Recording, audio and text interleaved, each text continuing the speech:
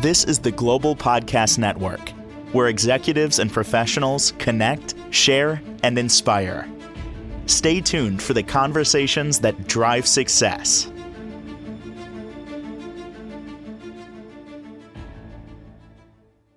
Hey, welcome back, everybody. He is a professional magician, motivational speaker, and so much more, and works a lot of times with kids doing parties, these amazing magic shows that are just all over the area around Stafford, Virginia, and such in that metro. But it's more than just magic many times, especially when working with kids. We're going to dig into that. A lot of people think, man, it's card tricks and balloons and scarves of color and things like that. Way more can be learned or interpreted from magic when you're working with the amazing Kevin, who is back with us. How are you doing today? I'm doing fantastic, Steve. Good to see you. Happy Thursday.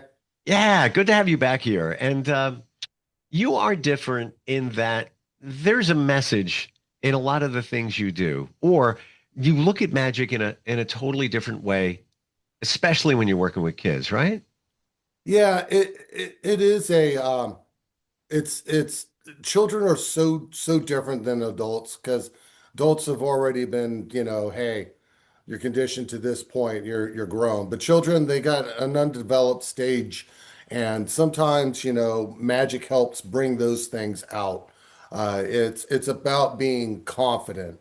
It is about being respectful, being treating yourself respectfully, knowing how to treat others respectfully, and being prepared. Mm. There's so many times, it's well, how did you do that? Well, that's 36 years or of experience that made that happen. That's why it looks so smooth. Well, I prepared myself for the event. I got everything set up and put into line to make things flow and create that. And if something goes wrong, then I learned to pivot and change the structure of what's happening to fit because they don't know yet. They're just following what's going on. And then when we do teach magic, uh, humble being humble is such a great thing, just not boisterous, not over the top, being humble about a good quality of skillmanship that you have, that you've learned. You're like, look at what I could do, but not like, look at what I can do. I'm just that bad. No, bring it down because people don't like that. People don't like that kind of cocky, over the top showmanship. There's a sense of arrogance to that. Okay, well, David Blaine, he doesn't show arrogance. He's very confident in what he does, and he's really real, and he's very humble. If you look at him, he's down to earth. You Mm. know, um, the other one is creativity. We strive to in magic, and some of the lessons in magic, creativity is another one. Here's a bag, here's a straw, here's a couple of little propped items. Improvise and create a magic trick just using certain props. What would you do, and how would you feel about doing it, and what's your handling? And then they go and they do it, and there are no mistakes. All right, there's only corrections. There's only advice to change what you got to help build on that idea, and that's important. I think the giving, yeah, that's another one. You got to learn to give. Mm. If it, I have given a lot. I've given a lot to a lot of people. I still give as it is today. I gotta love it. That California pay it forward attitude is such a big influence in the Gen X upbringing. I've never really seen much more of it go past our generation of giving it forward and Yeah. expecting nothing in return. Um, It's funny you should say that because I witnessed it the other night. I'm in a men's group, and we have some younger men joining the group, and it's all about support, community service, leadership. You learn a lot, you help each other, and we talk about your purpose, like what's your purpose in life. And we had one man, he's 25, and we're like, all right, let's do the exercise with you. So we start talking about all these things, and we said, all right, what do you want to achieve in 5 years? He wants to be top five in his company. He just got a job. He's actually financially doing okay for his age. Girlfriend relationship is cool. I want to get a house maybe within 5 years. But then he started going into, he wants to create a homeless shelter. He wants to do things for the community. And then we say, okay, great. All right. And then we said, you just won $30 million. You got 30 million. What are you going to do with it? It wasn't for him. He said, I'll use that to help others. And I just found it's like, this is what, our generation today, younger generation, that's where the mindset is at, to help others and give back to others. I thought it was like super cool. I hope that Steve, I hope that 25-year-old man is just there's 100,000 million more people like that that are wanting to give it to the right causes, to the right groups of people, to the people that really do need it. I'm all for it. If I hit the lottery and won a large sum of money, yeah, I would definitely, there are a couple things, and this is not to be selfish, but I would financially set myself first to a means where I'm good. And then I would be able to use the money on the other side to take care of, build a build. I personally, if I won a lot of money, I would build a magic building. I would build a building in the tri-state area for kids to go to school to Mm. learn magic, to have lectures held there, have a theater there, have it for the organizations for Washington, D.C., Ring 50, our national's capital, our nation's capital, and have that set up. I would be like, yeah, have a cafeteria inside or a restaurant where people could come in and get something to eat before the meeting and go in and have the meeting with the lecturer and a nice well conditioned room, not too hot, not too cold, makes you Hmm. feel very comfortable. Take your coat off, stay a while, and enjoy the facilities. Have classrooms where instructors could go and teach the kids and continue on down that line and have big celebrities come in and have a little auditorium that holds 1,000 people or so, and fill the seats up and have magic shows because there are some places that are really really nice in DC, and there's a lot of great places that you can go to catch a magic show without having all the other expense. But me personally, I would like to have a magic building, and I would have secret passages and really cool stuff for the magicians. Just be cool. You said something before, and I want to put a microscope on it. You said if you won $30 million, whatever that amount is, that you would take care of yourself and then you would do, this center, you would have this built. And I don't think that's selfish at all because you go on a plane and what do they say? Make sure you put the mask on your face first before you take care of somebody else. If you didn't take care of your needs, let's say if you had a ton of money first, you can't be on port to properly disseminate the rest of the funds in your plan for You others, right? if you don't learn how to take care of yourself first, you're going to be screwed for the rest of your life. One of the things that Brian Tracy, The Psychologies of Achievement, is one of the DVDs that I got from a friend. And I put it on the back burner to watch it, listen to it for God knows how long.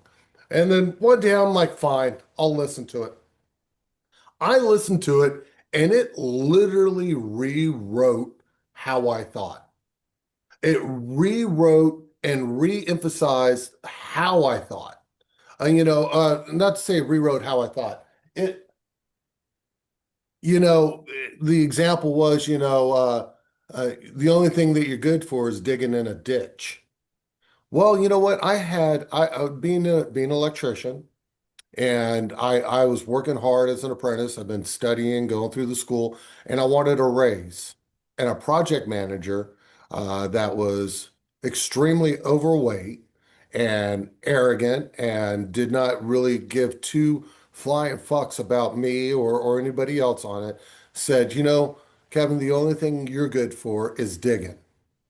And I lost my shit. I was Mm. like, I took my badge. I said, fuck you. I said, I'm worth more than that than you Good can for you. possibly imagine. And at this point, I'm like, I'm out. I'm out. I freaking up, left, went and got another job, making more money, and continued to grind and grow. So That person did you a massive favor. yeah, but but if it went the opposite direction, I mean, and I became an introvert because of the abuse part of side of it and Yep. not the confidence side of things. That's wrong. That was so wrong on that level in that direction, but it was needed. Be a big boy, put on your big boy shoes. You're Mm. gonna go outside. You It, you just brought back a memory. Pretty much the same thing. I was in 11th grade. I always loved art. I wanted to be a syndicated cartoonist. I almost did that when I was 22. I was already doing radio before that, and that's what I wanted to do as well. But I remember 11th grade, I'm in art class. I got a painting, and it's a fall scene with a rustic barn, and the wheatgrass leads your eye to it. I'm like, yeah, it came out, it was coming out pretty good. Couldn't do the sky. I just couldn't do it. It was coming out like crap. I couldn't do it. So the art teacher comes by and I said, I can't do the sky. It's just not coming out right. She takes the brush and goes, and it comes out fantastic. And with her coffee breath, I'll never forget these words. She goes, you know what you are? You are an underachiever. And I was like, it I didn't even know what to say, but it never left me. And the following year, I became class artist because of my cartoons. Like I pushed forward. So in one way, that was the worst thing you could ever say to a kid. In the other side of it, like that man at that it, job, it gave you it, fuel. it fueled the fire, Yeah. absolutely. Yeah. So back to the Brian Tracy psychologies of achievement, and I highly recommend people who are wanting to learn more and growth more with a growth mindset. Check it out, and there's some YouTube videos. You can get it in audio off of Amazon, but it really does set the level of how things can grow, how you can change the way you're wanting to do things. And the magic, there's an 8 course, and it's be respectful, be prepared, uh, be enthusiastic, be excited. People Mm. don't want to see somebody coming up going, you want to see a magic trick? No, nobody wants to see that shit. You want to smile, and you want to make them smile, and you want to create cheer so that they're like, yeah, and they're like, what do you got? I got a magic trick. You want to see it? And they'll be like, yeah, and you show it to them. They're like, woo, super excited. And being confident behind that enthusiastic part, humble again. Why, thank you so much. I really appreciate you Mm. allowing me to spend this time and moment to share some magic with you. Being creative, taking the old and making it new. That's what Chris Angel did. Chris Angel took things and went back into the archives and brought it up and like because nobody's doing it. It doesn't mean it's forgotten. It's just nobody's doing it. So it's new when you bring it back out. It's Do you like a, it's think like that a, he got popular because he had a different approach? oh, absolutely. That total mind freak, that Mm. whole setup of cutting a card out of my head. I mean, who the fuck was thinking about that? Getting people so that you can cut them in two and have the legs run off. Oh my God. It was unique for its time. Like there was other magicians doing things, but that just was he carved a niche, with He that did. approach. And he made it, he even created, I think, an 8 CD magic teaching class Wow. thing of how to learn and how to do magic. And I'll tell you what, There's some tricks in there that I've used, and I've I'm like, okay, I don't think I'm going to get a big reaction out of it. I think it's going to play flat. But I try it and I try it, and it's like, holy shit, how did you do that? And I'm like, what? You got that from that? I didn't feel that. I didn't feel that while I was doing it. But when I showed it to somebody else, they're like, they were just like mind blown, you know? Do you feel that one of the big lessons here is it's also about how you show up? Not just magic, life in general. Let's say you start a magic show and you don't bring on your energy. Yeah, it's just, you're there. Hey, I got a trick. Who wants to see this? I'm going to use a card. Oh, You know, absolutely. That's gonna that dynamic, that energy flow when you come out, if you're just melancholy, forget it. right? Forget it. The audience is going to see that, and their expectations are going to be set at the level of what you're projecting And isn't at that the all same with times. anything in life? No matter what you do, it's how you show up. Like you're Well, setting the yeah, I tone. mean, so do you dress for success even though you're not successful? Well, yes. Yeah. Appearance is everything. It's like that first impression kind of stuff. So you can't be over the top. To me, too much over the top is too much. That's Mm. just like, whoa, dial that down. Yeah. That's too much. But I'm a confident man. I can go ahead and wear those lime green, orange highlighted shoes and that, I don't know, velvet jumpsuit from back in the friggin' 70s, you know? Real men do wear pink. Yeah, well, hey, look, I got a nice pink shirt. Wife likes it. She's like, yeah, you look good. And I'm like, all right. Say, hey, it makes her happy, makes her, but being again, it's confidence and Mm. and what you wear and how you speak and how you think.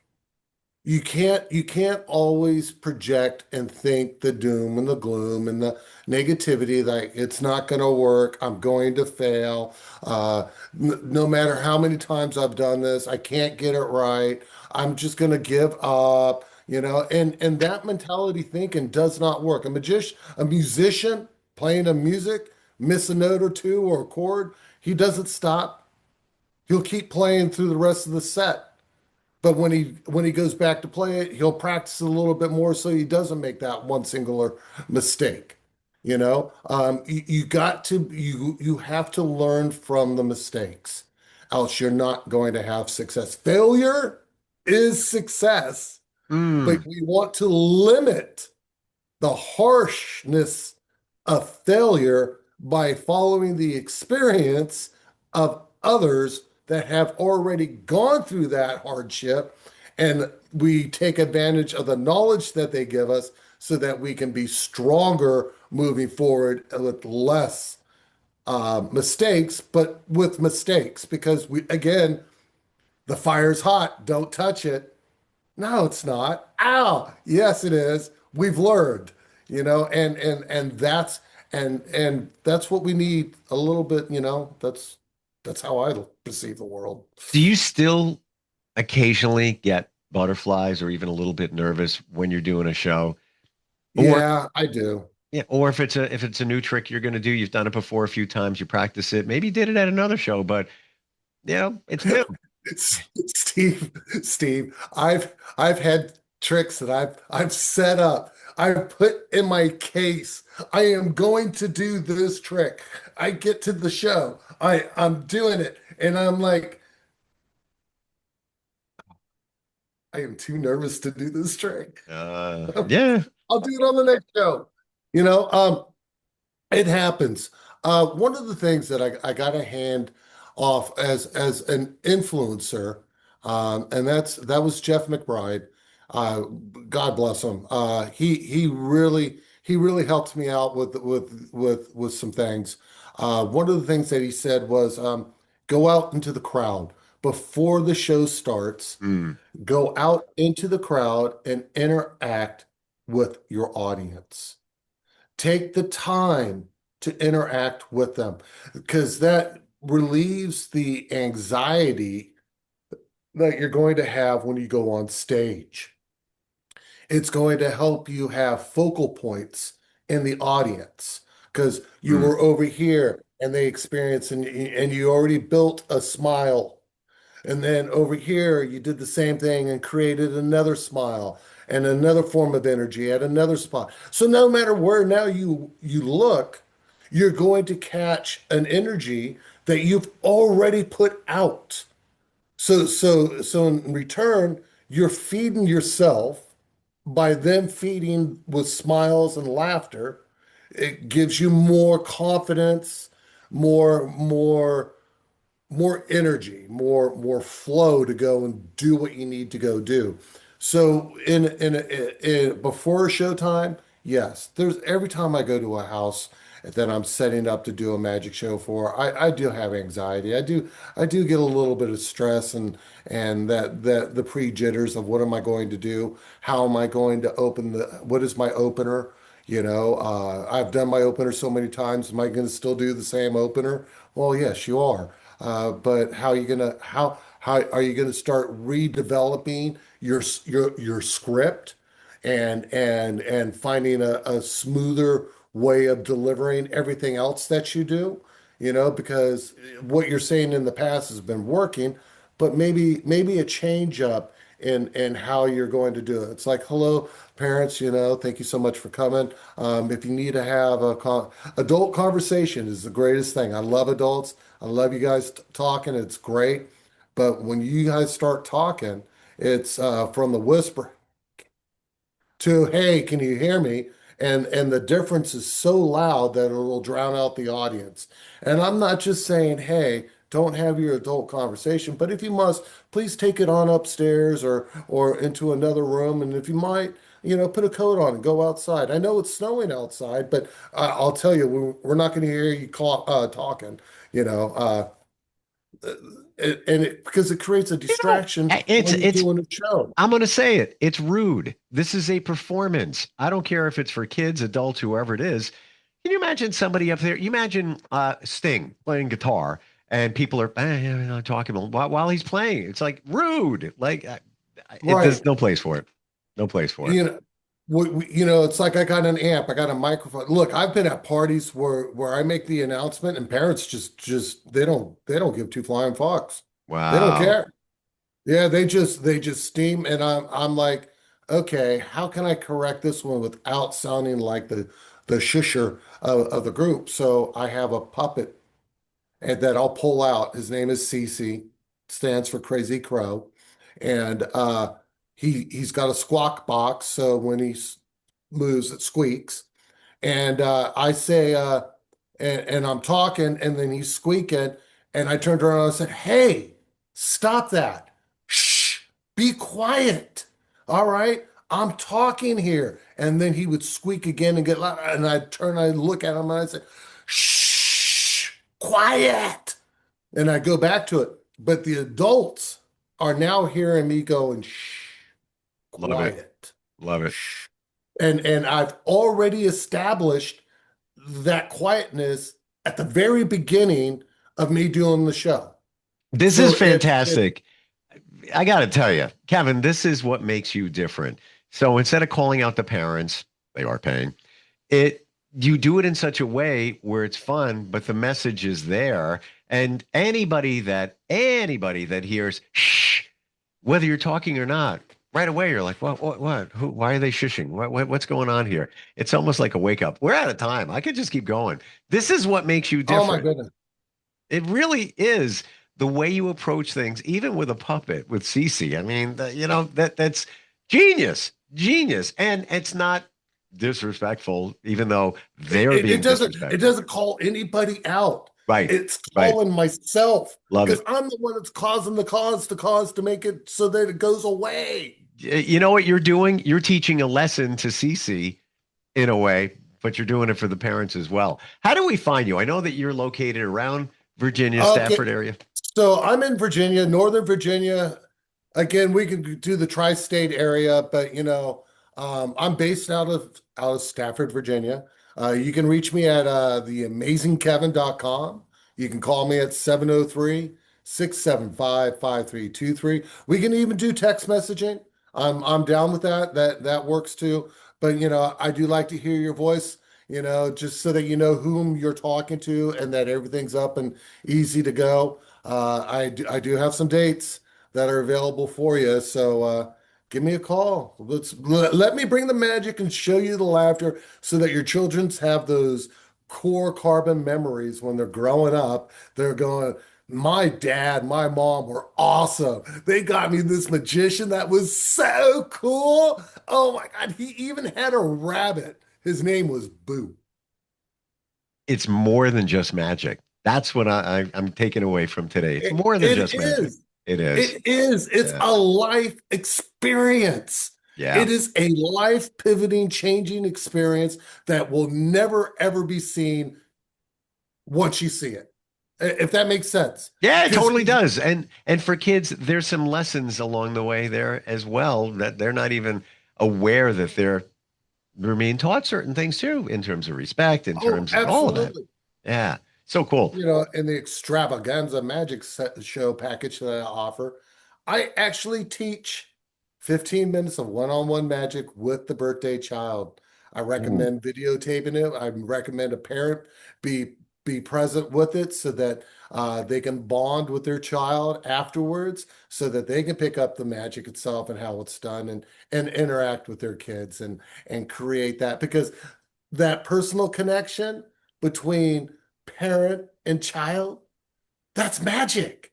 We it want is. bonds. We want strength. We want communications. We want that life pulling energy that pulls them together and makes their life just, you know, hey, I had an awesome childhood. I don't know about you, there were some ups and downs, but man, mine rocked. Did you ever get a magician for your birthday? No. Either did I, and I Yeah. wish I did. Same. Oh, and I, dabbled in it, like all kids do. Um, Thank you for today. See things in a very different light in terms of what you do, and I appreciate it. Very cool. Awesome. Thank you, Steve. This is the Global Podcast Network, where executives and professionals connect, share, and inspire. Stay tuned for the conversations that drive success.